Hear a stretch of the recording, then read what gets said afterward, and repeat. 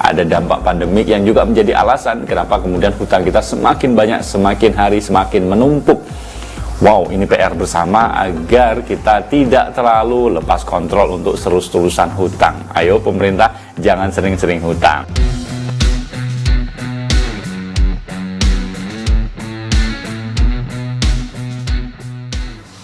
Assalamualaikum warahmatullahi wabarakatuh, sahabat MOC dimanapun teman-teman saat ini berada. Jumpa dan ketemu lagi dengan channel yang kita kembangkan di Mas Oji Channel. Teman-teman apa kabar? Mudah-mudahan selalu sehat ya. Hari ini kembali MOC hadir untuk membersamai teman-teman semuanya, berbagi dan sharing informasi. Nah, spesialnya hari ini MOC tidak hadir dalam informasi-informasi berkaitan dengan COVID, pandemik, vaksin yang seperti biasa ya. Hari ini agak beda, saya ingin mengulas tentang informasi terbaru terkait dengan hutangnya Indonesia. Utang pemerintah kita, utang luar negeri ya, utang Indonesia itu ternyata semakin hari semakin mengalami penumpukan. Waduh, di bawah pemerintahan Pak Jokowi, hutangnya semakin tinggi. Nah, kenapa? Ada data terbaru yang dirilis oleh Bank Indonesia bahwa hutang Indonesia itu sudah tembus hampir 6.000 atau bahkan jangannya sudah 6.000 triliun hutang Indonesia. Wow, banyak banget gitu ya. Nah, bagaimana informasi selengkapnya? Ayo kita simak informasinya dalam tayangan yang berikut ini. Sahabat MOC, utang pemerintah Indonesia yang kini di bawah kendali Presiden Joko Widodo semakin menggunung. Pemerintah Jokowi perlu mengerem penambahan hutang agar hutang Indonesia tidak terus meningkat dan membebani APBN. Data Bank Indonesia menunjukkan hutang luar negeri Indonesia tembus 423,5 miliar atau 5.957 triliun rupiah pada Agustus 2021 kemarin, atau tumbuh 2,7% secara year on year. Pertumbuhan hutang itu lebih tinggi jika dibandingkan dengan bulan Juli 2021 yang hanya 1,7% year on year. Bank Indonesia menyatakan bahwa peningkatan pertumbuhan hutang tersebut disebabkan oleh peningkatan pertumbuhan hutang luar negeri, sektor publik, pemerintah, dan bank sentral.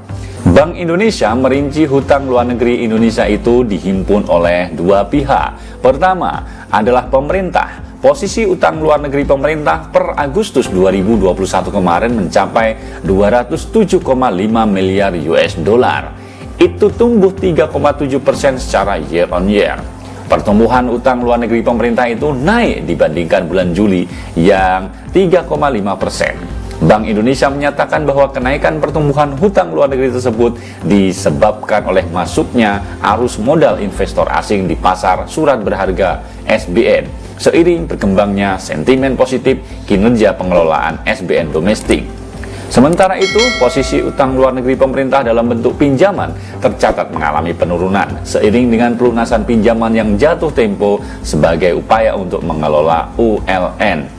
Selain pemerintah, utang luar negeri Bank Sentral juga mengalami peningkatan sebesar 6,3 miliar US dollar menjadi 9,2 miliar US dollar. Peningkatan ini berasal dari alokasi yang didistribusikan oleh IMF pada Agustus 2021 kepada seluruh negara termasuk Indonesia demi mendukung ketahanan dan stabilitas ekonomi global dalam menghadapi dampak pandemi COVID-19. Meskipun mengalami kenaikan, Bank Indonesia dalam pernyataan yang dikutip di website mereka menyatakan bahwa struktur utang luar negeri Indonesia sampai saat ini masih tetap sehat dan terkendali.